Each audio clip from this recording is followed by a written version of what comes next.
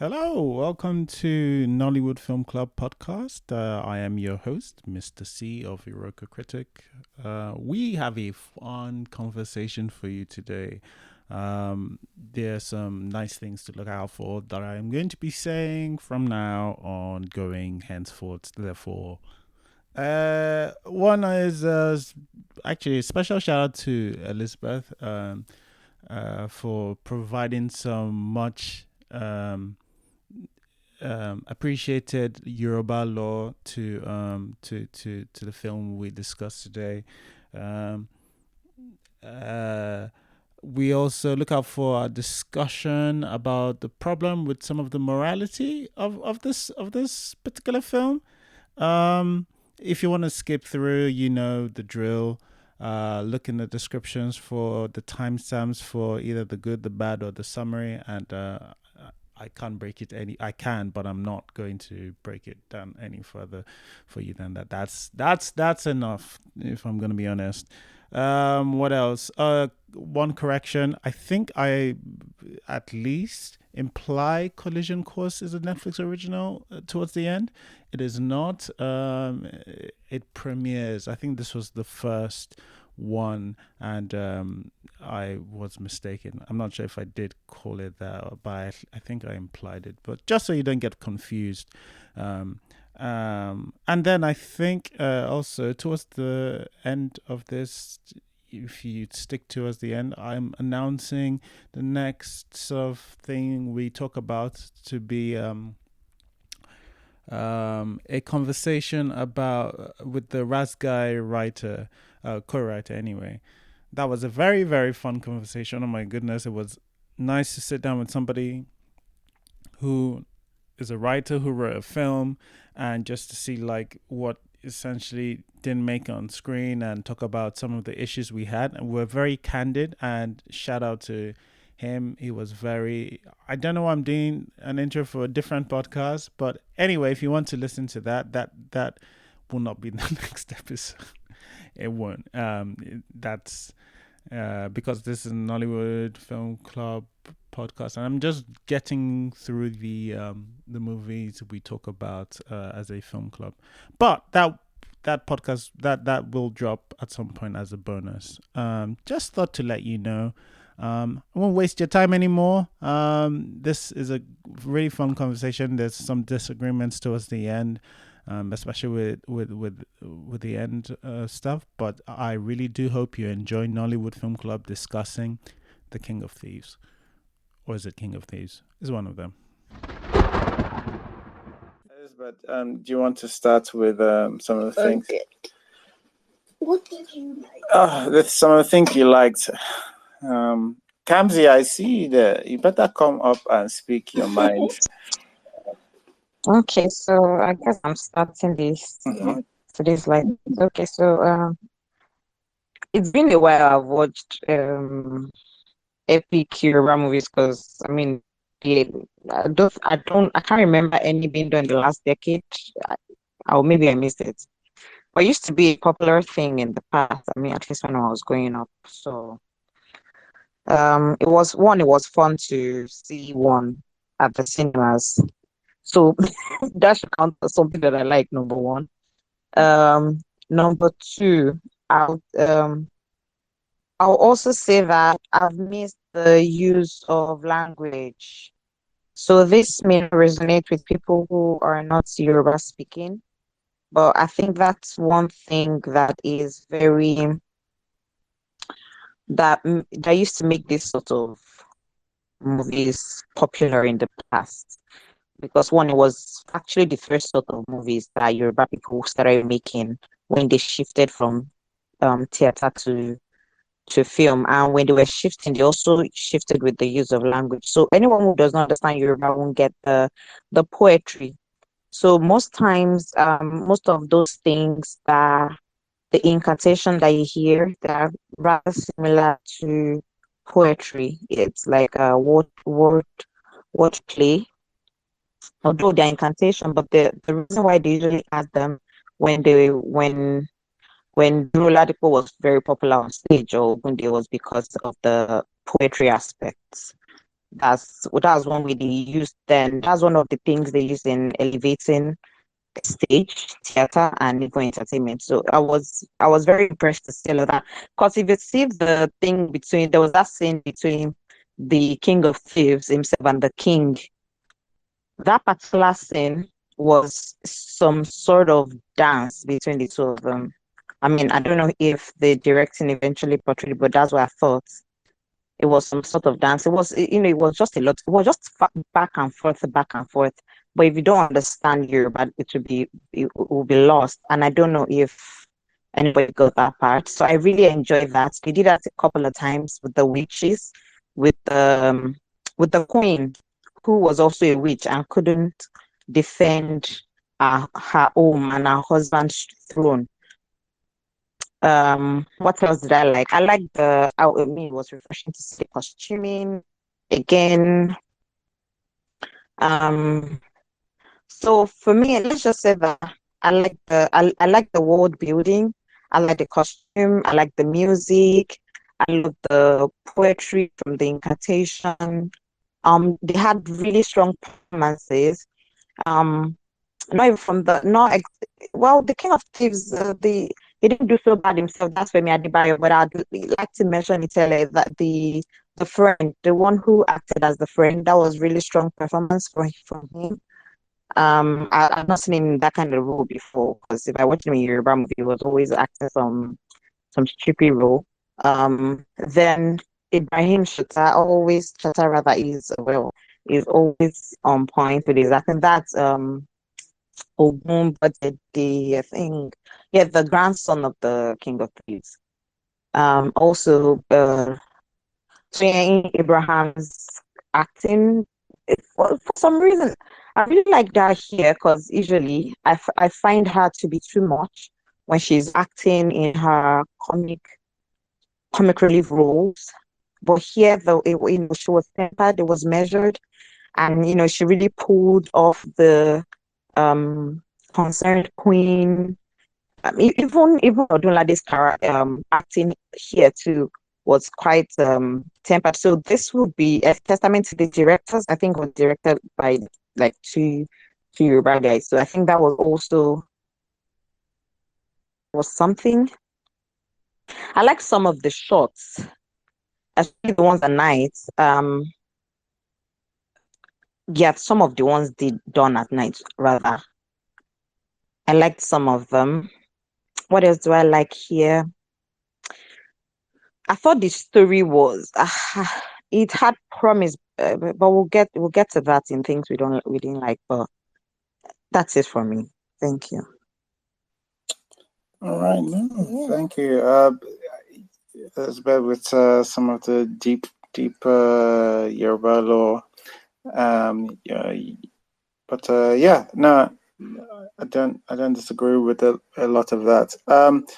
Fida, do you want to tell us some of the things you enjoyed about King of Thieves? Yes, please. So I wrote a couple of things down.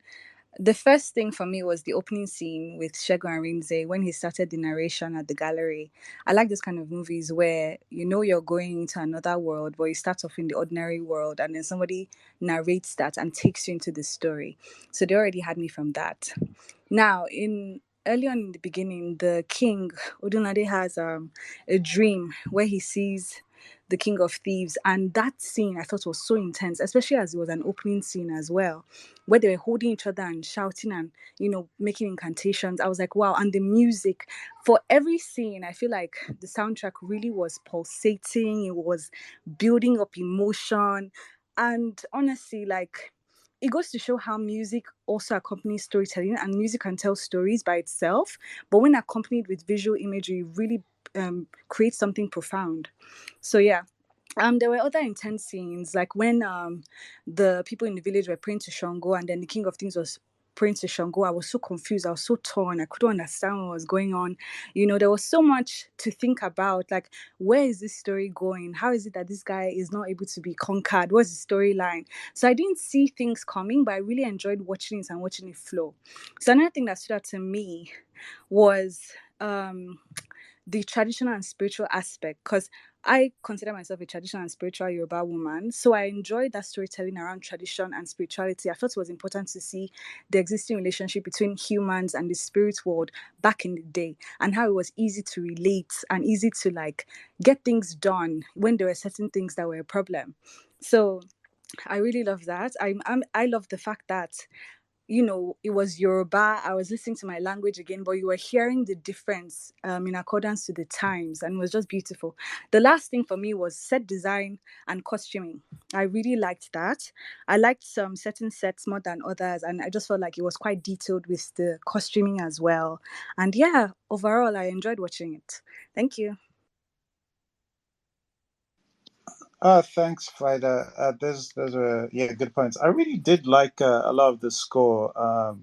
It's rare that Nollywood does a score that sticks with me after.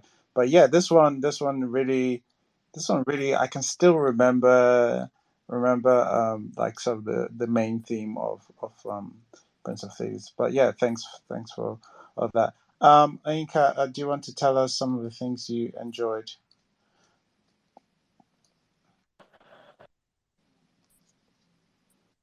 Oh, me? Yeah. Yes. Oh, okay. Oh, yeah. So first of all, I kind of enjoy the idea of the story.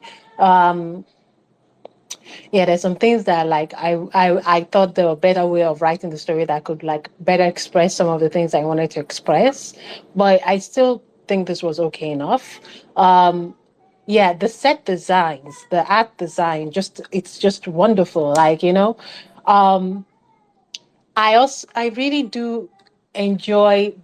I don't necessarily like I can't necessarily tell what time period we're in to be with the costumes. I just know we're in the past, like before like colonialism. I just know that, but I can't necessarily tell what aspects of the time period is. And that's not a knock on this movie, but I just like the fact that, in fact, they did pay more attention to costume design, right?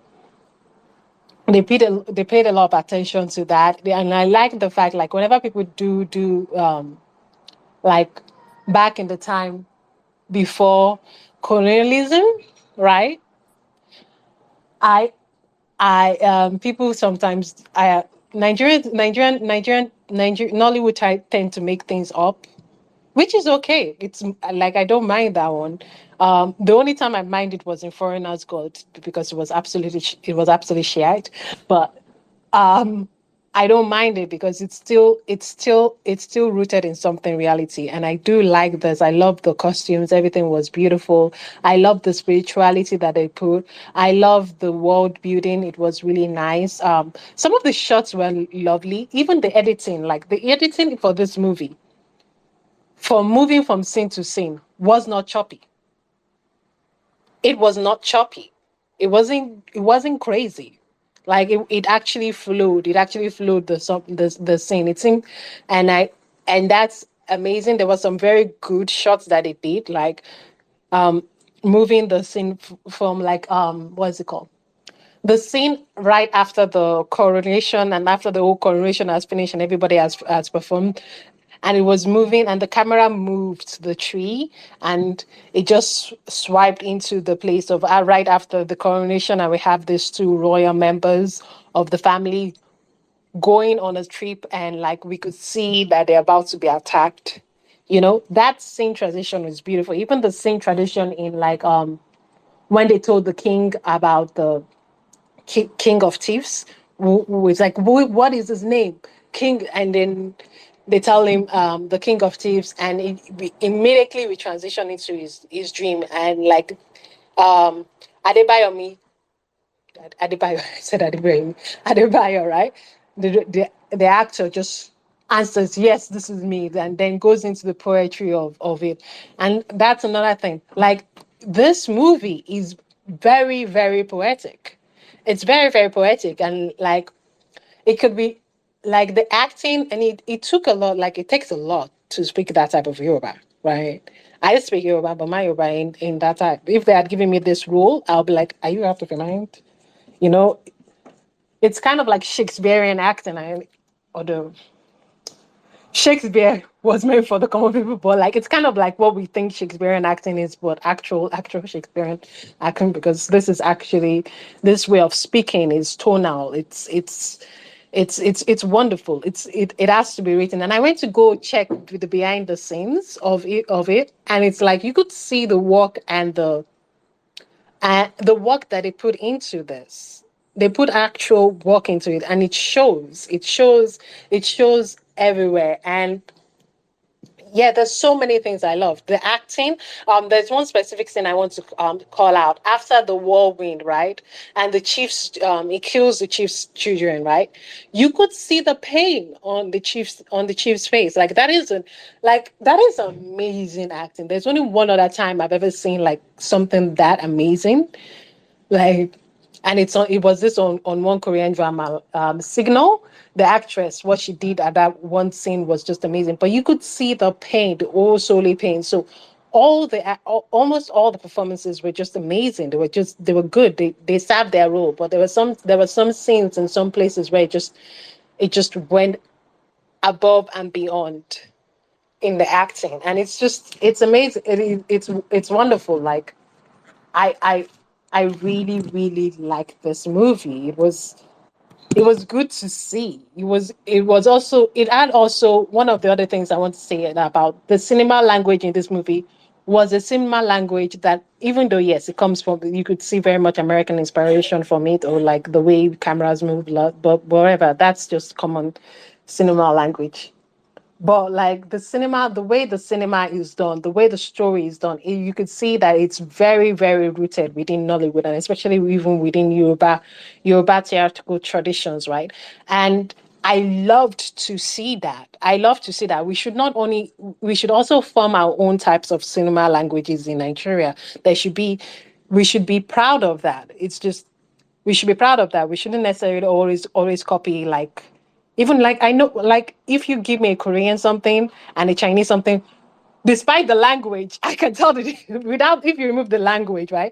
I can sometimes tell what cinema something now is language that is used in a country than it is used in these other regions of the world. And I think Nollywood needs to do more of its own cinema languages, like from the past and everything, and just enjoy it and relish in it and not be ashamed of it. And it's just such a wonderful movie, and I can see why it was the number one movie in Nigeria. I can see why it is. There's just so many things to praise about this movie. They actually did work in it. It's just some of the things I used to complain about, like, did you even like check the big mistakes? And there was not necessarily big mistakes here. Yes, maybe the what's it called? The what's it called? Graphics, the computer graphics. Yes, okay, whatever. Computer graphics, whatever. At some point, all computer graphics ages, okay. But like, they still tried. It's cool. But this movie, I feel like this movie is really, really good. You can even show it outside of the country.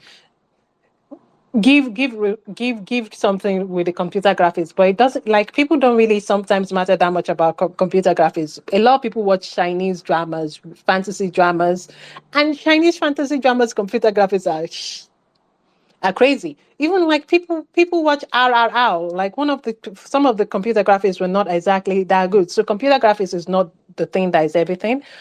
But like, this movie is impressive. Even the fact that it got that many people to even be in it, it's still impressive. Like, Hollywood doesn't even use as many people as much anymore. Like, having tons and tons of extras. Hollywood doesn't do that as much anymore. They even just use computer graphics. A lot of things that you don't think they has computer graphics in a lot of Hollywood movies actually is a lot of computer graphics. So, because it's cheaper. But like, it's amazing to see this movie. I'm just blown away by it. Not necessarily because it's the most revolutionary or changed, but because it's a movie, compared to all the movies that we've been watching recently. It's a movie that, number one, shows some sort of care. Like, just not some sort of, just care. It is competent. It is steeped within the region that it comes from. It doesn't look down on people. It's not it's not foolish. It gives us characters that we can understand, and we can understand not only in our brains but inside our ear. And you could see the work of the cast and the crew on it. And you don't even have to go check behind the scenes to see that there was work and done and care done here. So I feel the care of the people that made the movie. I'm done. Sorry, I talked too much. No, you talk just enough. Thank you, Nkan. Uh, so, Mr. C, sorry, I think it seems to be like a little bit of space issues for some. Well, the only thing I guess we can advise is please try logging out and logging back in again if that works for Such some. an IT genius. Turn it off and turn it on again. But we'll keep trying anyway. But if not, I guess oh man, it's gonna be difficult without doing it with a lot of our faves. Please sending your comments using the hashtag Nollywood Film Club, or send in a comment if you're trying to get if you can't join as a speaker.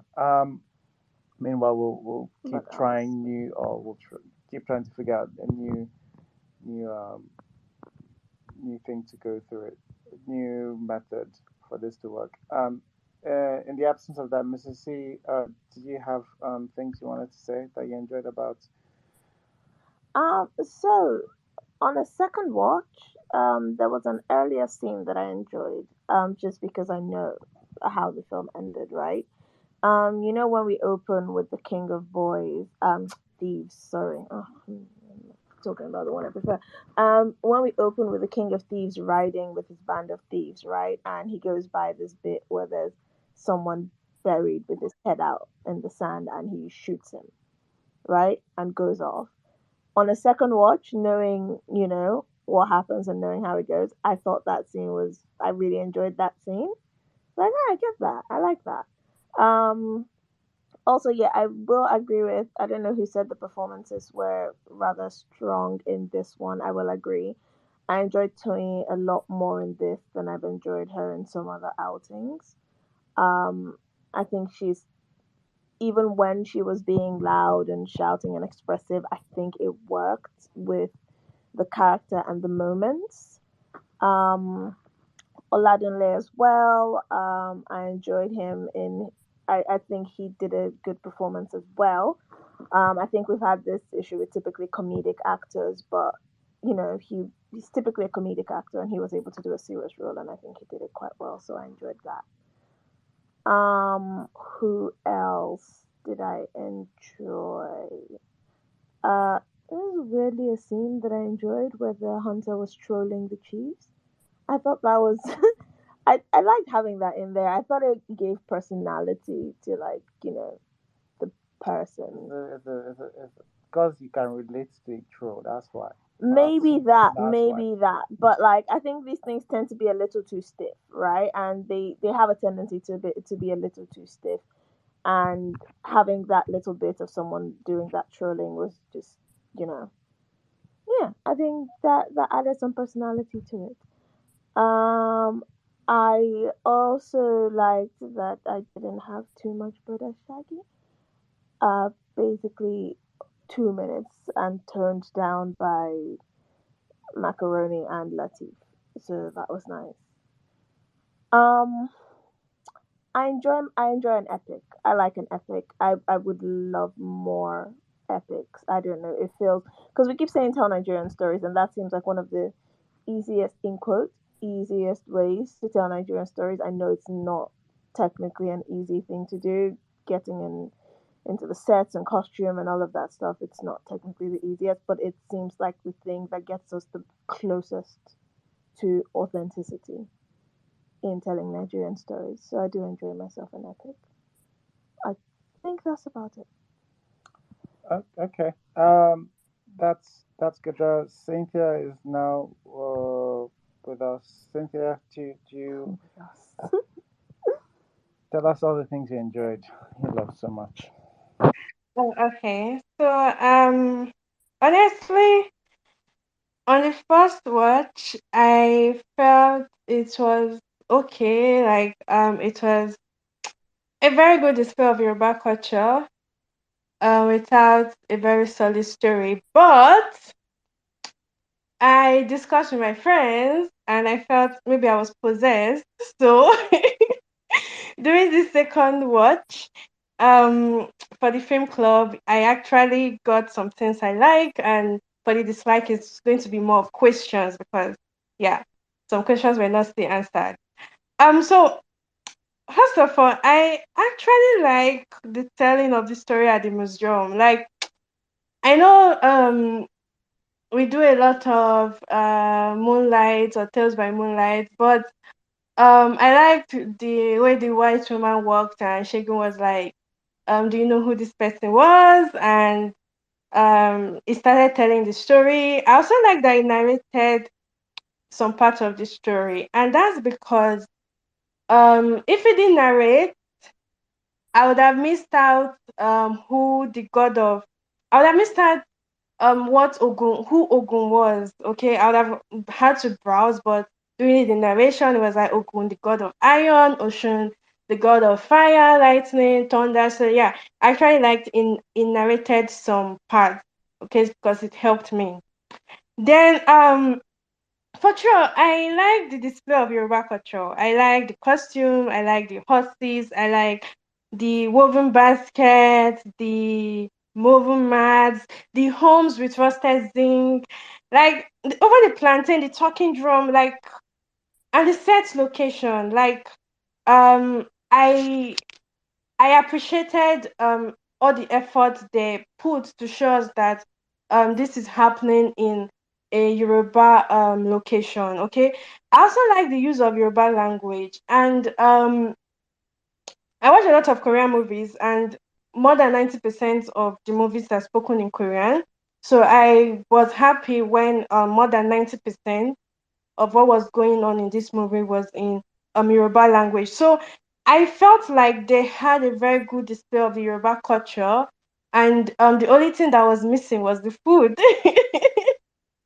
The only thing that was missing to complete it for me was the food. Maybe someone eats amala, but that's all. Then another thing I liked here was the shock value. So okay, if you watch nowadays a lot of Nollywood movies, they do have a lot of shock value that are not useful or do not really make any sense. But this movie had some shock value that okay, it's going to excite you when you watch it in the cinema. And for some reason, I felt it also fits the story. It's also negligible, but for a start and for a good thing, it fits the story. Okay, so like when the worshippers of Ogun did their whole blessing of coronation or doing the process, and the man put in the charcoal with the fire. I mean, is worshiping a god of thunder, fire, lightning. So if you are to watch it in the cinema, you'll be excited, and the shock value fits um his role in the movie. Then also the masquerade on fire, even though that one was kind of negligible, but the shock value was fair. I've seen a lot of Nollywood movie that has shock value and it doesn't just match up. Okay, so I like that.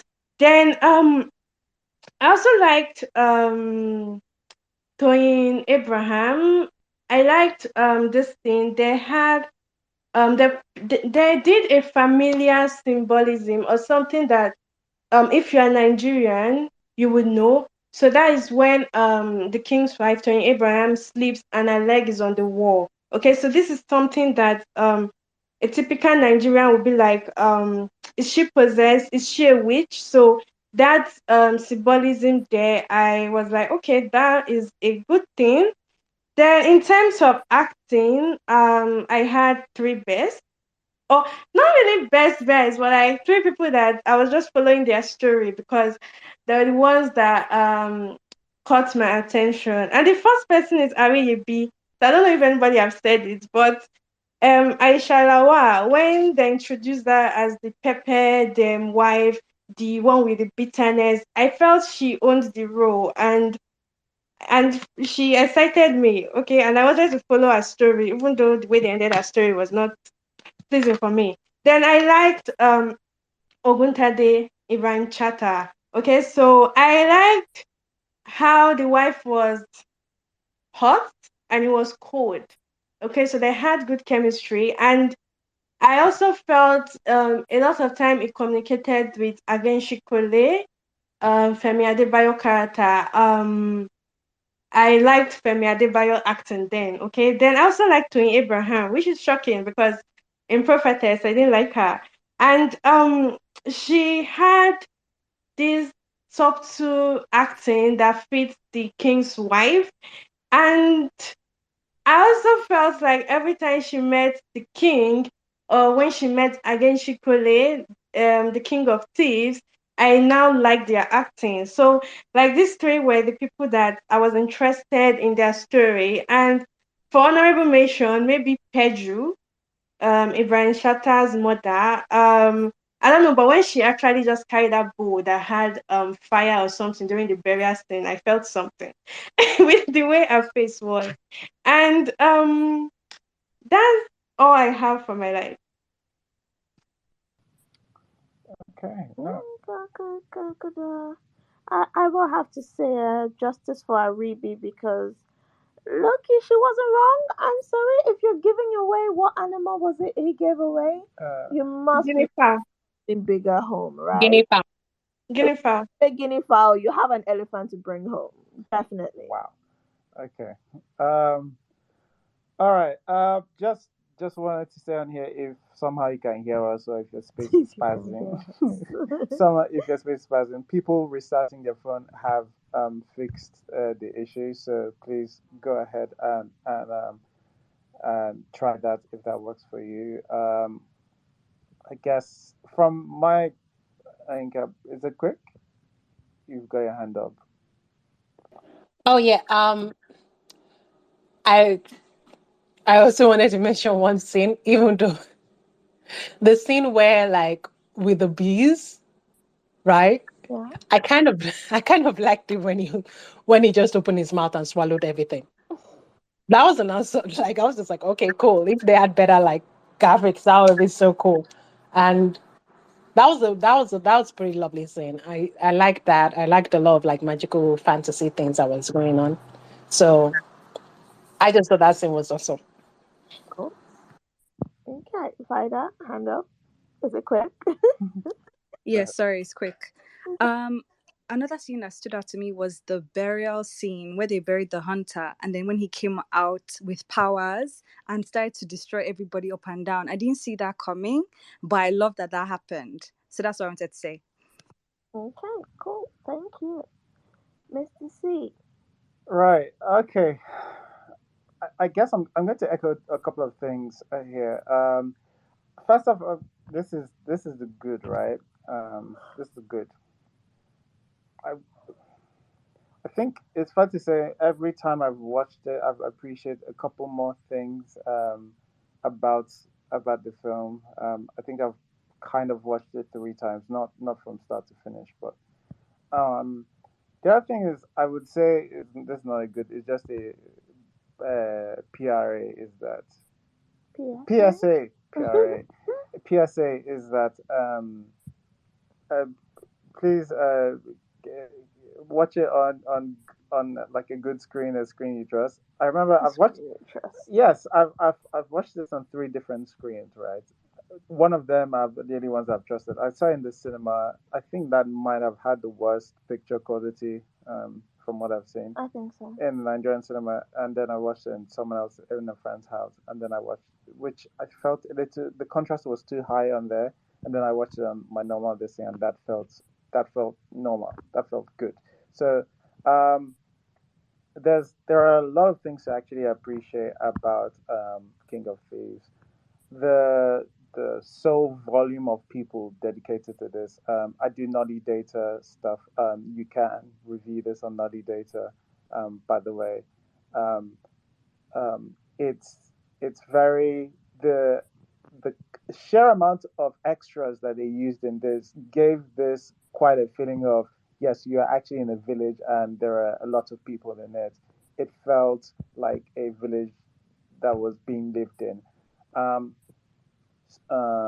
the and if I'm going to sort of para or mirror something Inka said about the cinematic language and our cinematic language is this took me back to something like Tales by Moonlight, where you have someone who's narrating a story for you, and it's you, you know it was usually kids being sat around in a circle, and this one is someone in a museum, which you know, sort of same thing, but somebody is narrating a story, and then you go into the actual story. And there's something that felt very Nigerian about all of what I was watching. It's actually specifically Nigerian, and there's a way of even even the way the storytelling is told that I appreciate is specific to Nigerian cinema. Like I see some parallels with the way sometimes Eastern Asian. I think that's what I can think of. Eastern Asian like cinema. There's some things where it feels like, and incantations are part of them. There's some scenes where people are acting, and it feels like they're just literally performing for the audience, right? It's either during an incantation or it's just they're not looking at the person they're speaking to. They're almost doing this what feels like a performance, and and or maybe I would say ordinarily, this wouldn't work on any other type of film. It had to be this film where this is the style of the kind of story being told. So it reminds me of almost like if people used to watch Kung Fu. People used to watch like Bruce Lee movies back then, where sometimes the Bruce Lee would just be like doing like "Hua ya," and all of that, and literally just like 20 seconds doing that kind of thing almost to the camera. It's like a bit of a performance, but it's like it's almost like a hype of themselves. I didn't understand the Yoruba that was saying, but that's sort of the same energy I got from this. It just felt very the language felt the storytelling language felt very similar uh, and familiar with something I grew up in childhood. So I really did appreciate a lot of that. Um, what else can I say? And this is why actually I think not too long ago we had a discussion on not too long ago we had a discussion on whether we could do something like RRR for if we did RRR, people wouldn't buy into it, right? And I think this is actually a good example of of how we would be okay with well, given the box office numbers anyway. We'll get into some of my we'll get into some of the issues later, but um this has a specific type of storytelling that I don't think you could do with other ones. There are things that are very heightened. There are people who are like. There's one time I can't remember who was crying. There was The man, yeah. yeah, this man I don't know is a chief or something. Yeah, the chief. His kids had just been yeah killed. yeah, that performance does not work in any other thing except for this kind of film. There are things that are cheesy. Even the like the subpar production effect is part of this sort of works towards the benefit of this film. It's like almost part of its charm. The weird jump cuts when people are disappearing and all of that. That just feels. It felt like. It just felt like somebody took um, our old type of storytelling and brought it forward to this. Right. I don't see as a knock. I don't see all those when something's appearing or disappearing and noticing all the cuts between. I don't see that as a negative, or the weird eye effects on these are for me are part of what makes this uh it- part of the old Nigerian type of storytelling. Like, and it's what Inka part of what Inka said, where she's like, yeah, not be ashamed of a certain kind of thing. This is what I mean. Like, so like when Indian people do their things and it's over the top and it's like, oh, that doesn't work in physics. This I feel maybe is our version of of it. It's certainly part of it. So I think that's my biggest positives. Like even like things that I don't think normally I would work in other films or things things that I would count as negatives in other films, I just really thought helped the charm of this film. So yeah, I that's I guess my positive. I think we've done the rounds on positives. Unfortunately, Spaces is messing up today, and a couple of our speakers aren't able to get on. But given that, shall we start with the things that we didn't particularly like as much? We'll start with Fighter. Do you want to start? All right, I'll start. Thank you. Not many things that I didn't like. Yes, we've spoken about CGI and the effects and all of that, but as you said, it's kind of like came with the territory. If that's how I saw it anyway, I felt like yeah, later on our effects can get better, but that was the only thing. It's not like it's what made me not like the film, but it's kind of like okay, this could be better. Um, is there anything else? Because I'm that kind of person that doesn't see many negatives in movies unless people say it. But I think that's the only one that stood out for me. If I do remember, then I would raise up my hand. Thank you.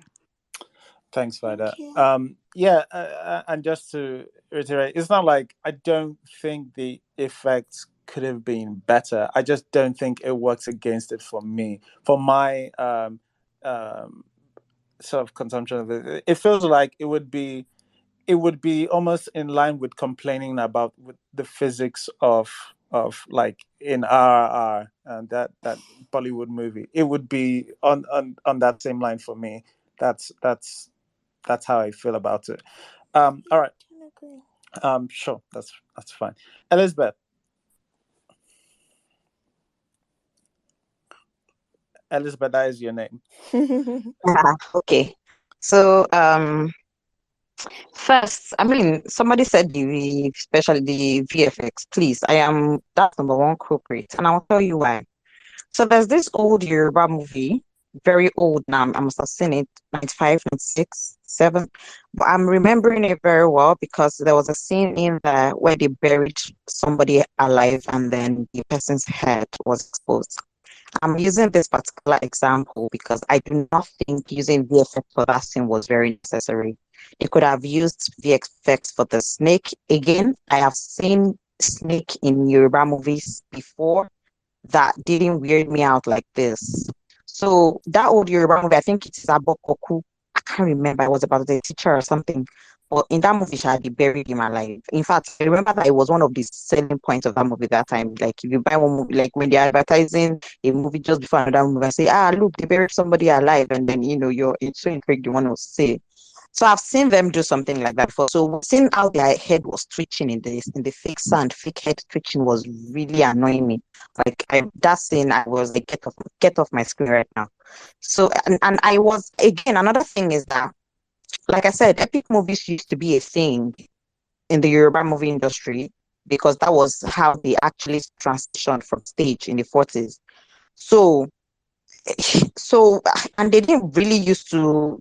I mean, VFX are normal because also all those time when you're watching Ludiana Abija, sorry, you might not know those characters. When you see them doing incantations and throwing things, there was some form of something organic to it then that didn't feel like it now with all these new special effects. So I think that took me out. So I didn't like it. So I don't support it. Even if we say that it's something, I think it's something. I mean, I can forgive them for it, but I can't forgive it also because you're not the first. It's been before. So yeah, that's one. Two. Another thing is, I would say that some of the small details. Now this is just really small. Like when they were looking for a deer, and I thought I saw a goat because man, a Akure babe like me, I see bush meat all the time on game from hunters, and that didn't look like any deer to me. That looked like a goat. So yeah, maybe they couldn't find a deer, they used the goat instead. What's other thing? Now I've seen this movie like some when it came out, so I probably don't remember the details, but the things that I remember is what I'm so and then yeah, this plot that there's one thing in the plot that didn't really I didn't get, and I thought maybe I will get it on the second watch. Unfortunately, I didn't watch it again. Was did Ogun had his father-in-law set him up just like how his grandfather was set up? That is the Ageshin Koli, and why that happened, I didn't get it. And I don't know if I was confused myself, but that was one thing that was really nagging at me. Like, how did that happen? How did they miss the detail? And then, now this may not be a bad, but it's also something that if Yoruba movies need to move with time, not maybe they need to also move with time or put in more care when they're addressing moralities. One thing is for sure, Yoruba movies are often didactic. It's their thing. It's part of their cinema. So I'm not going to say don't use the movie to preach because we really just move from oral storytelling, talking about it, and Yonibo and saying Kilukowa or Abin, which means what did you learn from it, to going to stage theaters and then switching to film. So of course that traditional storytelling isn't going to go anywhere anytime, and I do not have a problem with it. I think it can stay for as long. Like when you consider that's the Yoruba cinema. But one thing I do have a problem with is our sense of justice and morality. Again, if you watch Yoruba movies often, you will notice that a lot. One of the popular movies we had in the 96, I think it's All Blue, really big, mega big. That was Tadio Gideon's All Blue.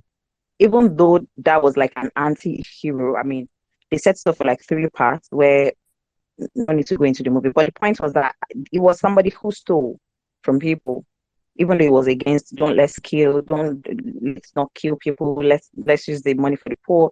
But I like that even at the end of the movie, it was, even though it was at the end of the movie, he did one thing, which is again in tandem with the Yoruba culture, where Ikuya addressing where death is better than shame.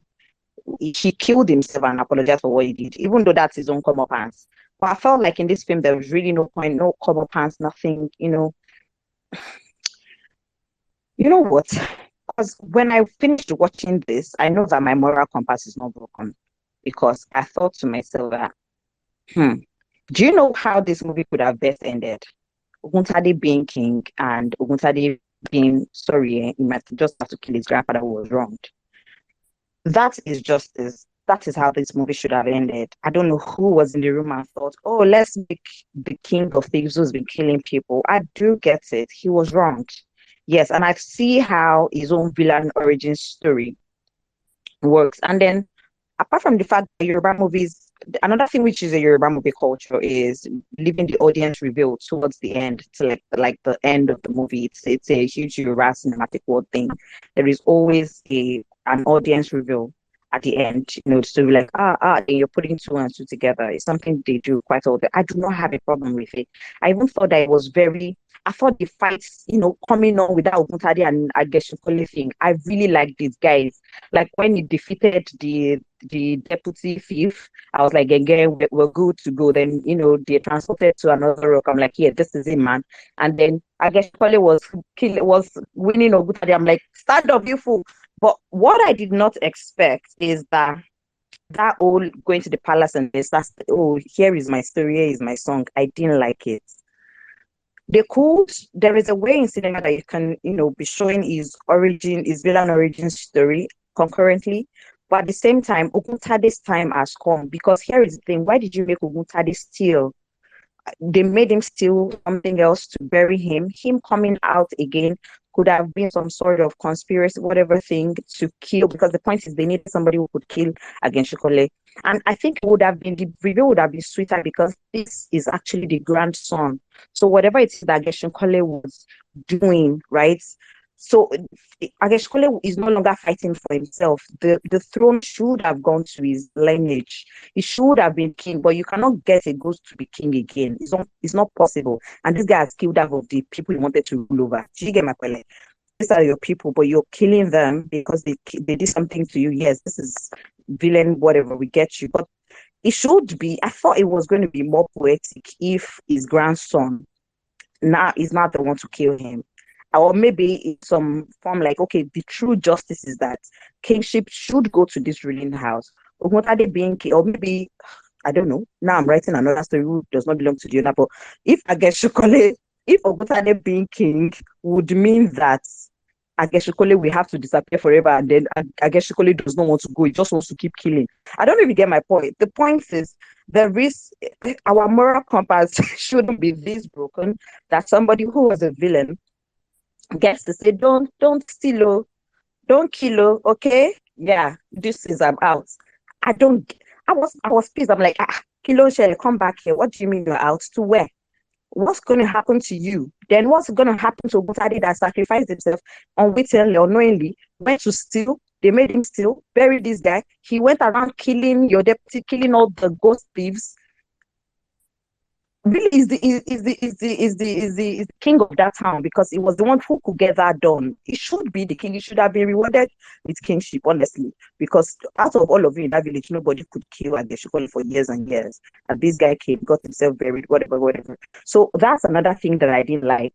I mean, I didn't even mind that they did that. Like I'm already used to you people telling us this story by me. Like, what did you learn?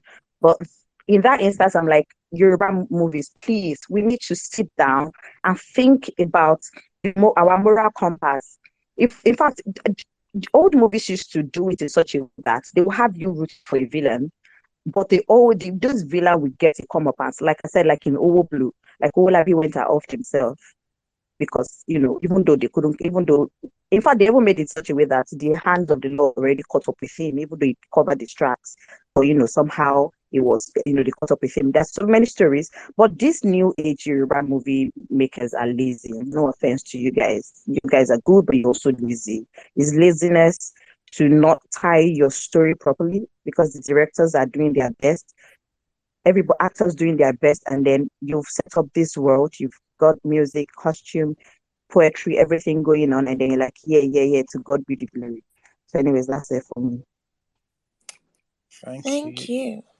No, I think that moral that end was our biggest. That was my biggest problem with it, and I mean, I'll we'll talk get more. to there when it comes to our turn, I guess. But yes. All right, Ayinka. Good. So I just want to say, Ogutade was not necessarily. It wasn't. What's it called? It wasn't. It wasn't tricked. He chose to go. Like he couldn't. He didn't have enough time to go get there for his wife. Like, and then he chose to go steal. The person that was tricked was Ajeshukule. He was tricked. Oguntade was not tricked. That one, he chose to go do that of his own volition. It wasn't tricked. And then the mother wanted to save his life. So the narrator says, will the love of a mother save his life? Because they've already established in this world that even for petty stealing, remember how the narrator started, even for petty stealing, like it's the wrong of the kingdom. The thing that they wanted to correct in the movie is actually the wrong of the kingdom. The kingdom has a law. The worst thing in that kingdom was stealing, and the narrator goes even petty stealing. And the three thieves that we see in the beginning, what did they steal? They stole bananas because they were hungry, right? They stole bananas because they were hungry. And still, because of that stealing of the bananas, which is not what something, they killed people's life for it. So what they are saying is that the property of the banana is more important than the life of people.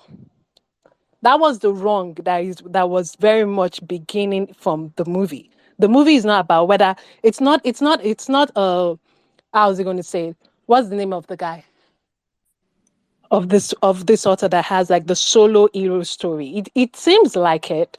It seems like a Star Wars, because Star Wars was literally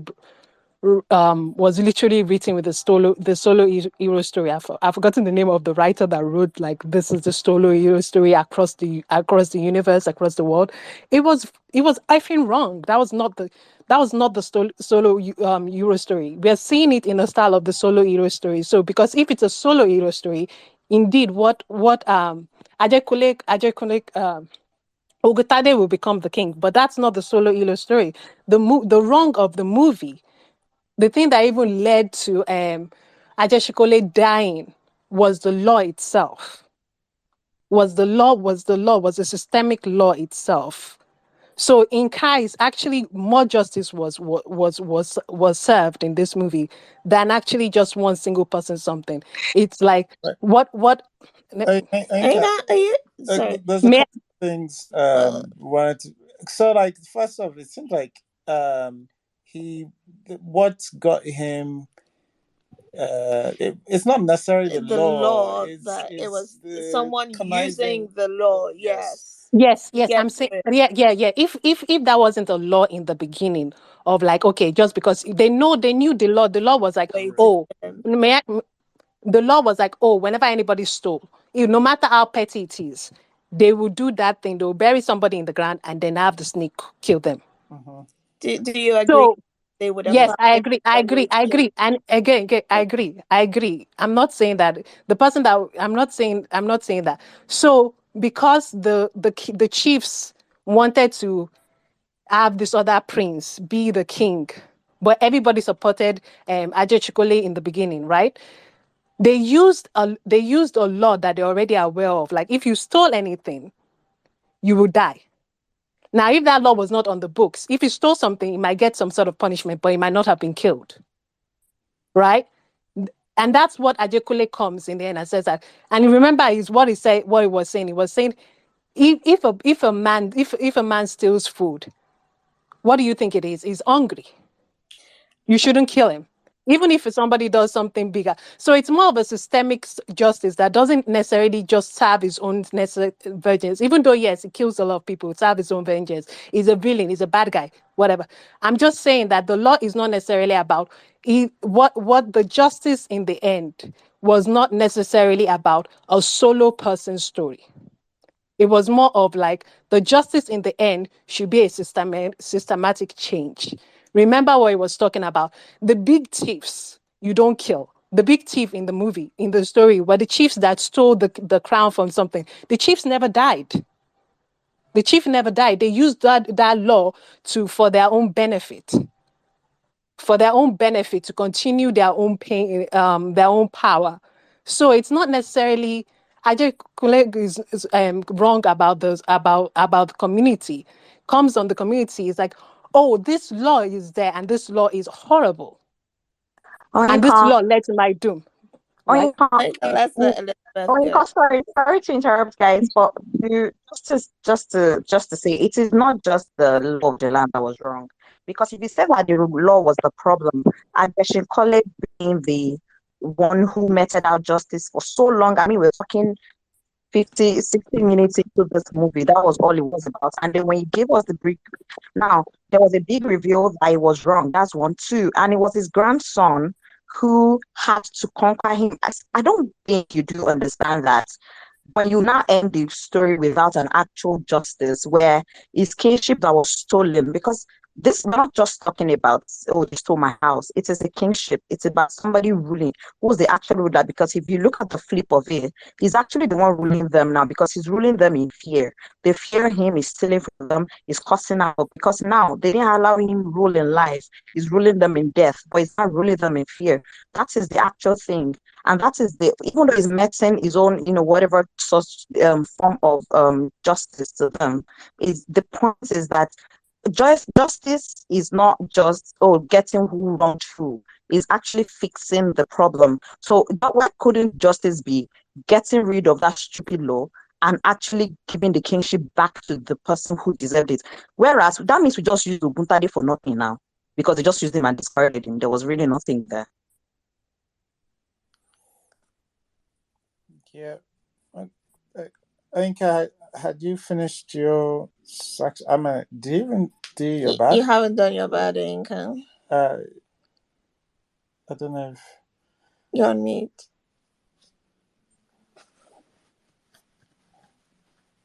Okay, you there? All right. Cynthia, do you want to tell Tell us your us bad. your bad? Yes.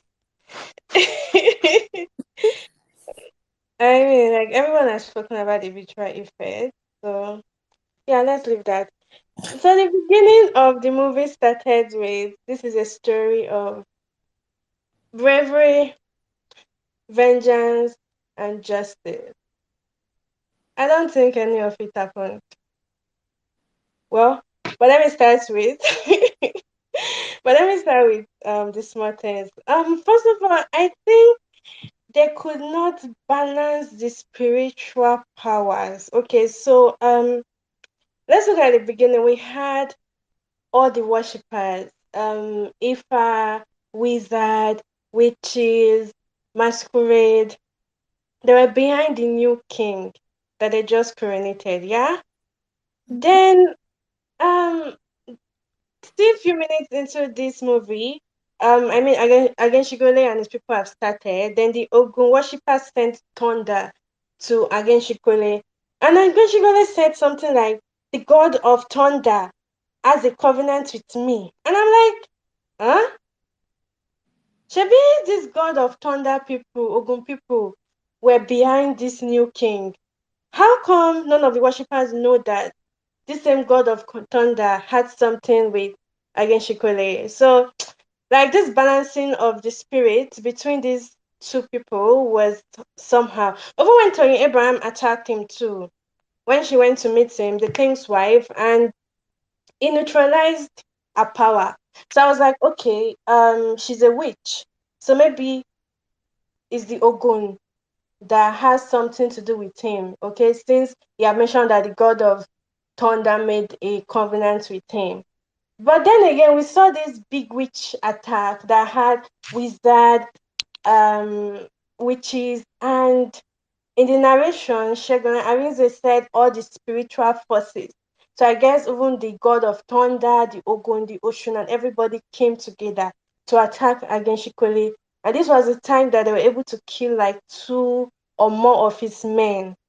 But this same against Shikole was able to neutralize his power, neutralize their power, all the spiritual forces' power, and took them in as slave. And I'm like, who is the source of this guy's power? Okay, I mean now it might not be. At first, I was thinking Ogun, and now I'm thinking he has attacked all the spiritual forces. So is he Jehovah Jireh? Who is the source of this guy's power? Okay, why did all the spiritual force or all the worshippers of the spiritual realm bless the new king, and none of the worshippers know anything about this Agenshikolo power? Okay, and where's his power coming from? Where's his power coming from? So I don't think yeah, I don't think I got any source of power. Someone said vengeance. Okay, well, we're getting there.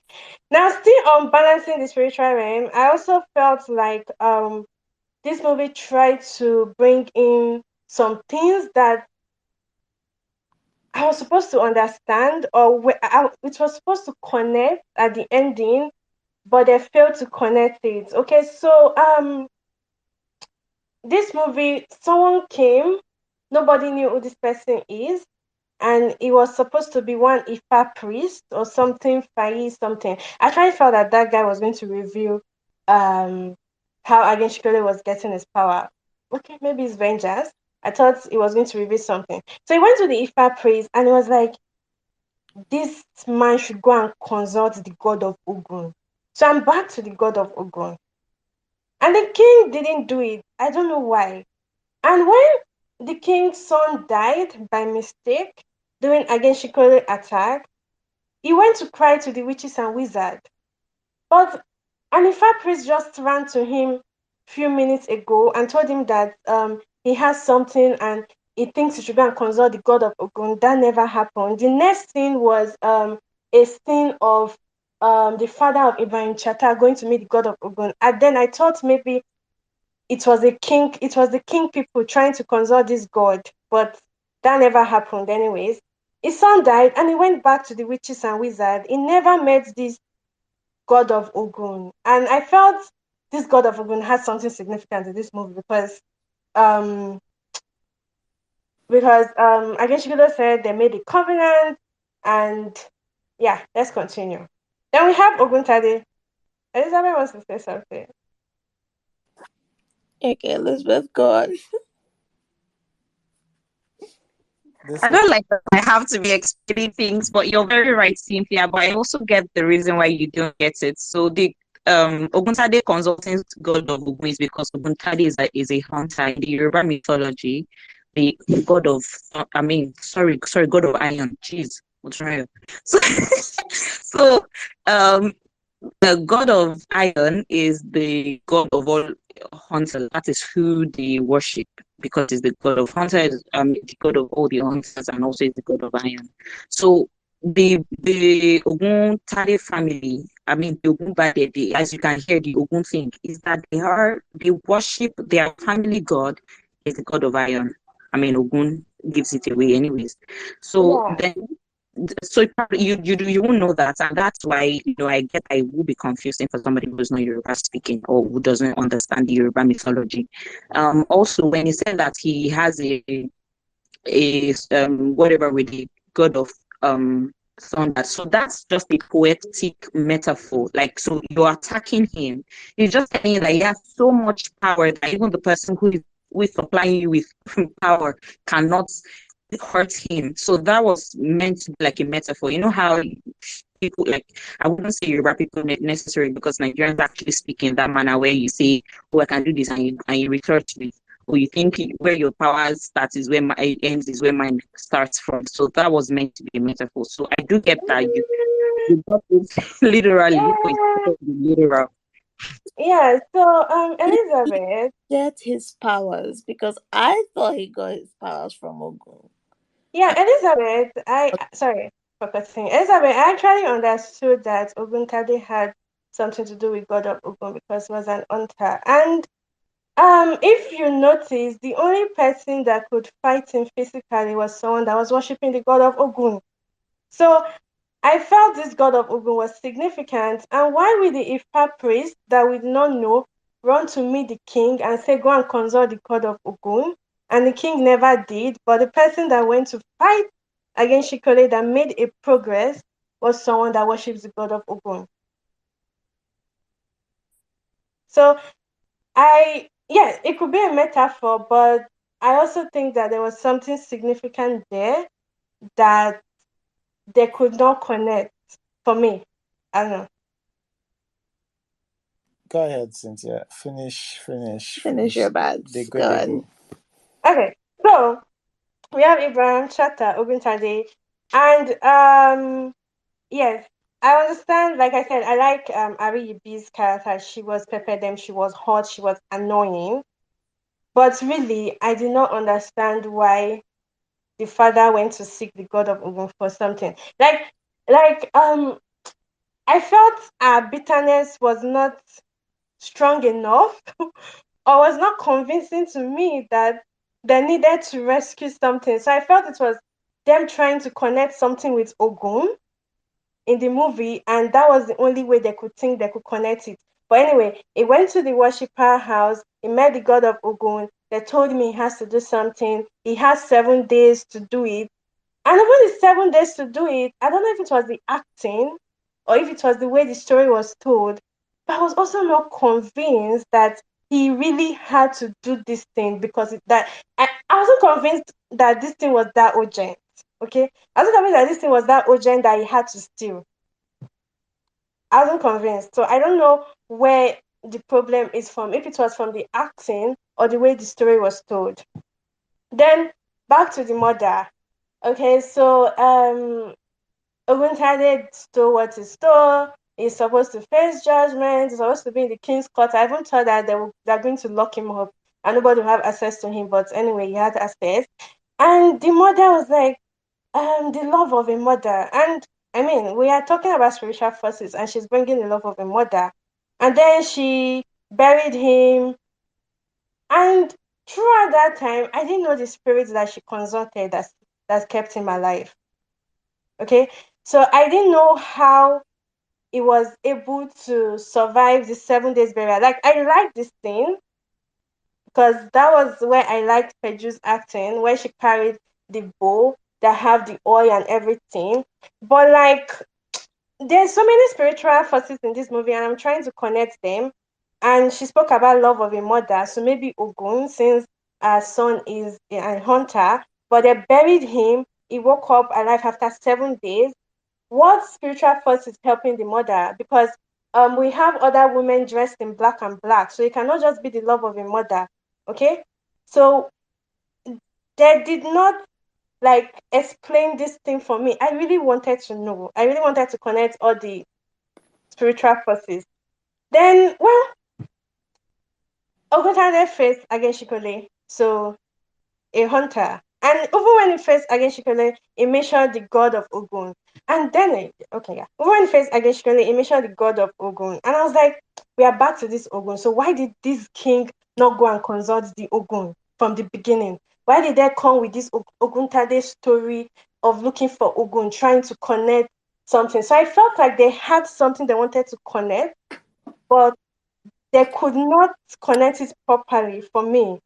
Well, Oguntade went to attack this against Shikole.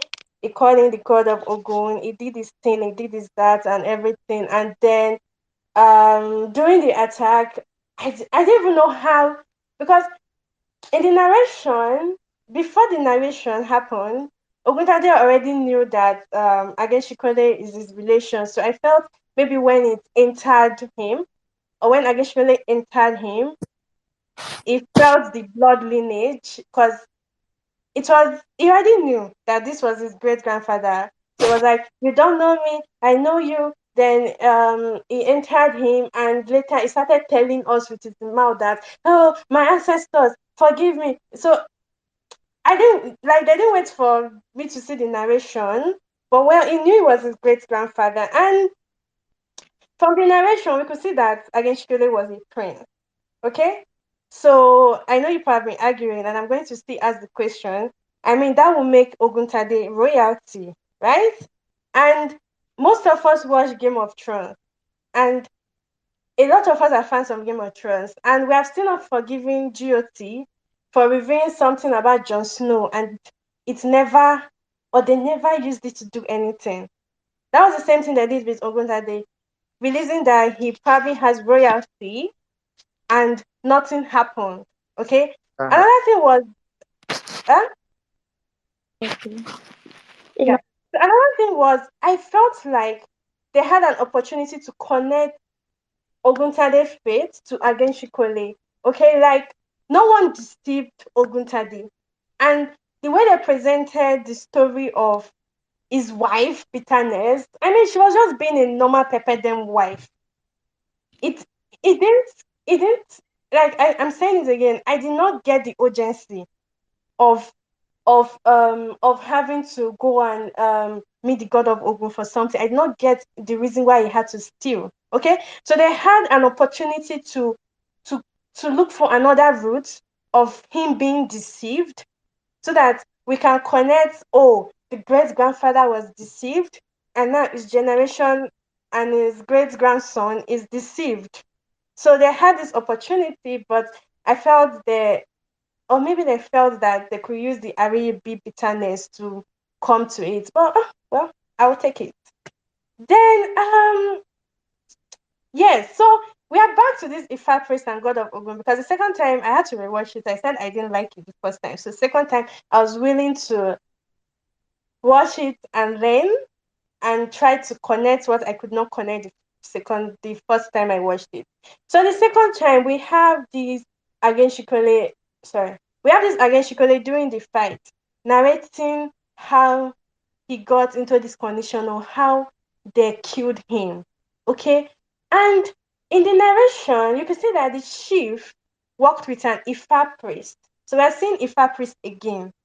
The chief worked with an Ifa priest, and they not deceived him to steal, and that's why um he died and everything happened. And then I remember that an Ifa priest went to this king few minutes ago to say he should go and consult the god of Ogun. Okay, so I also felt like they had something to connect. Okay, and Ifa priest was among the people that caused the death of this Agenshikole guy, his great great grandfather, that made him die. So maybe something happened in the Ifa oracle, and this Ifa oracle was that let me go and meet the king to tell the king that you should go and meet consult the god of Ogun, because these people lineage they worship the god of Ogun. Like I felt they had something to connect, but they were just like throwing it in and making me crack my head to connect all these things to understand the story. Okay. Then in the past, um we have Agenshikole as a good person. It was a good person. It was the deceit that made him reincarnate. So I won't even stress about his reincarnation because people felt it was a ghost. But yeah, I think it was a ghost. I mean, Ibrahim Chatta's when Oguntade was buried, he was reborn, but at least we knew the body he was reborn into. I guess Shikole and his friend body on how they reborn and everything was still confusing, but I'm not going to stress on it. But well, he was a good person and he incarnated to be an evil person. Very possible. But the story was supposed to give me a story of bravery, vengeance, and justice. And I didn't think he was brave. I think he was a coward because he had people he could have attacked. Okay, I didn't think he avenged his death, and I also did not think he brought justice. So let me explain. One, when he was deceived, there were chief. He was deceived by some chiefs, right? These king chiefs. And these they worked with Ifa priest that caused his death.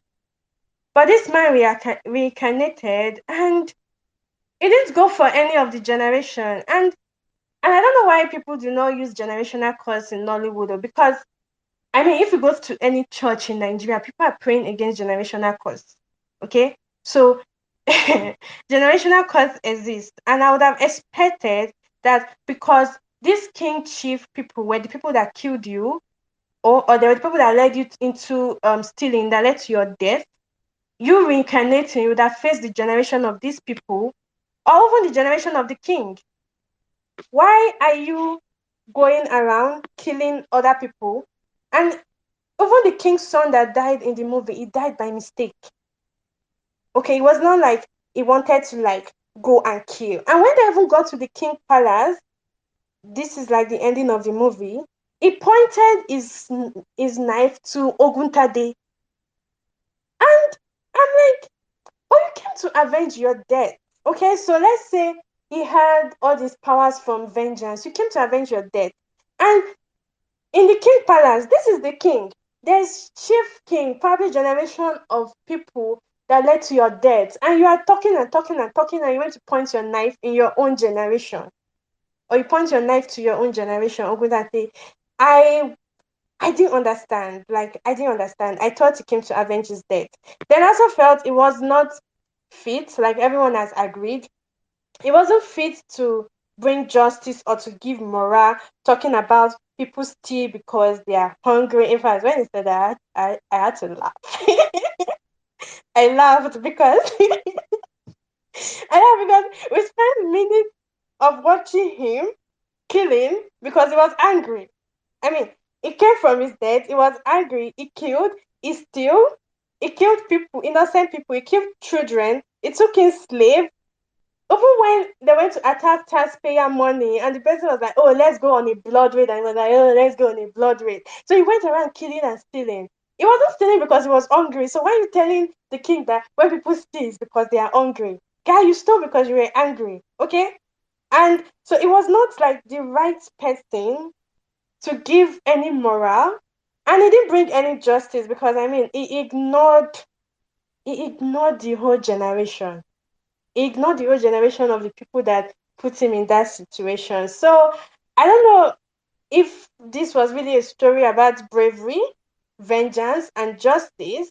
Like I said, it had a very good display of Yoruba culture, but they promised me something else, and I didn't get it. And when Shegun Arize ended it with like, I do not know when they asked him how is like again Shikole or if again Shikole is going to come back, and he was like, I do not know why he.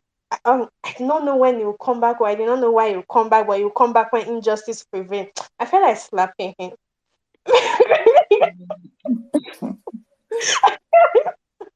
I like slapping him because there was really no vengeance, there was no bravery.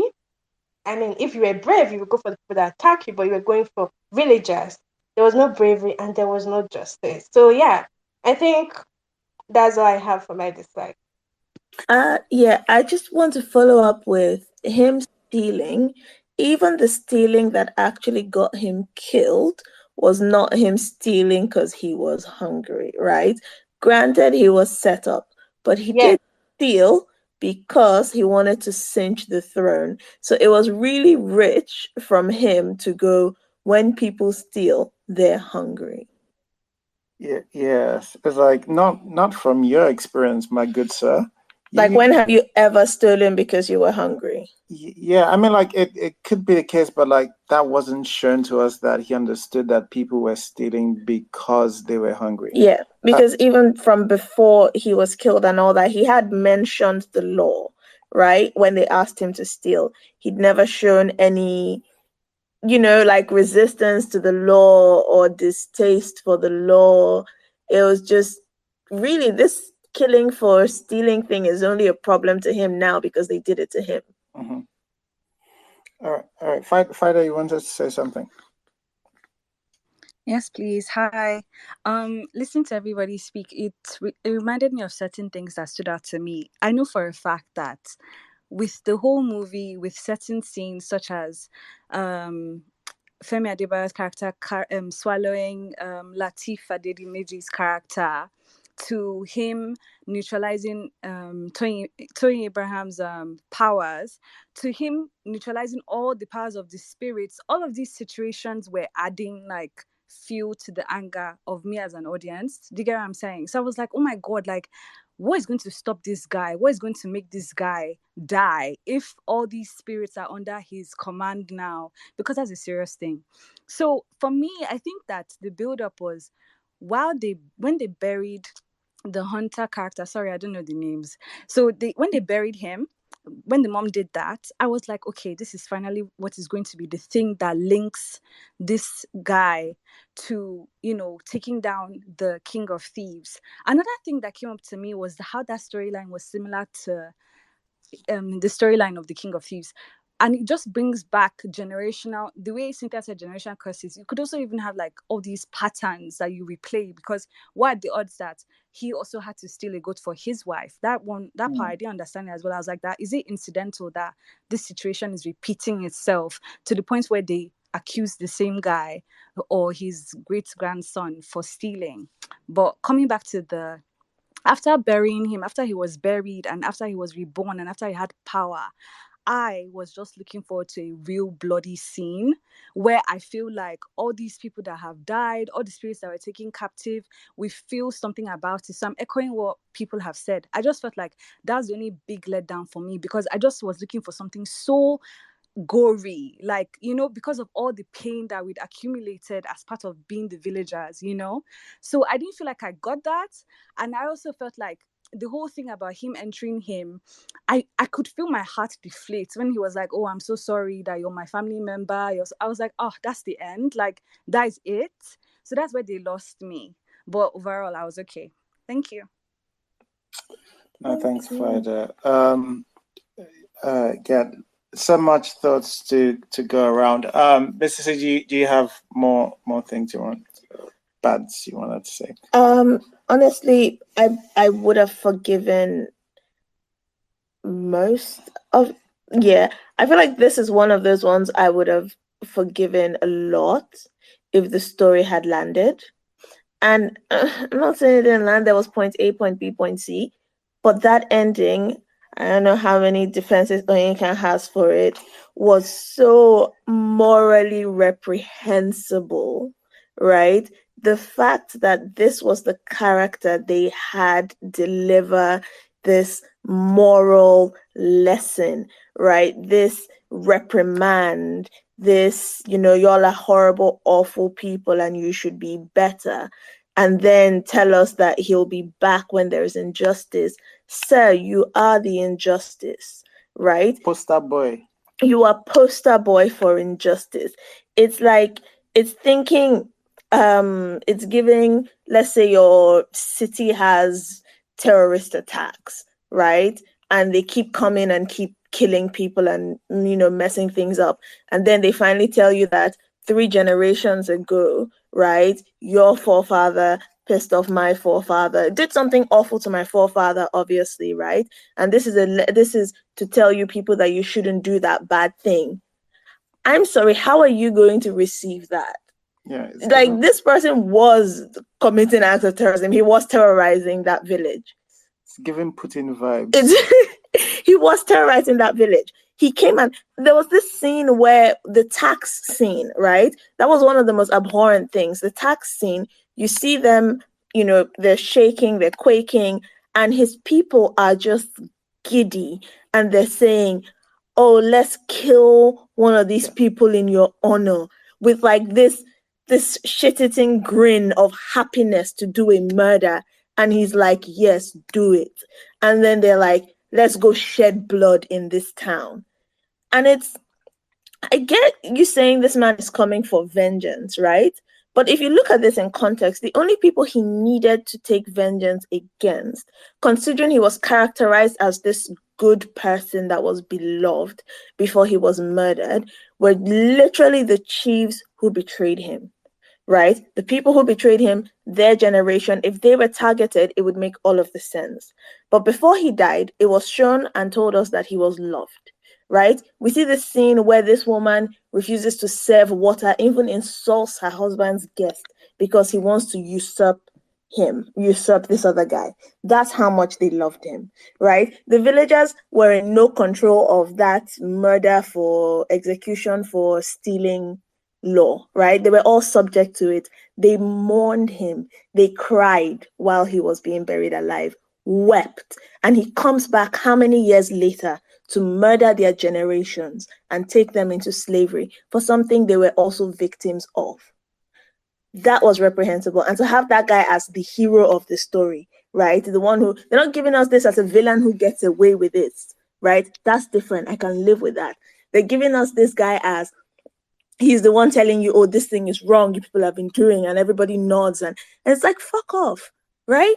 And also, as a side note, he says, like, these people who, I don't know, took your kingdom and put it to, what's the word? I can't remember how he used it, but basically said they messed up the kingdom, right? That kingdom was flourishing when we get introduced to it, by the way. We're introduced to it at this other guy's coronation, and it was flourishing. It was his emergence that sent that kingdom to shit. I just thought I should point that out. So the way they tied up that story ruined everything for me. Story-wise. The way it tied up ruined the whole story for me from beginning to end. Well, yeah, because that's because like most of it is everything is leading up to the end, isn't it? Right? Because like it's not like it's not like there's too much other things in the middle that aren't part of this. There's no other B story to attach to or anything. This is So I understand why that happened. That affected your whole overall view of story. To be honest, I'm more of the same. I'm surprised. Well, not surprised, but like I'm grateful of all the things I had to say about the positives about the movie, and I 100% stand by all of that. Like, again, this is a movie that I think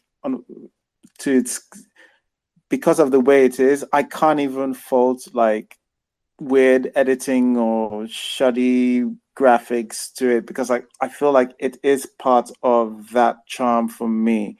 What I just can't stand is that ending. Let me talk about some smaller things before we reach there.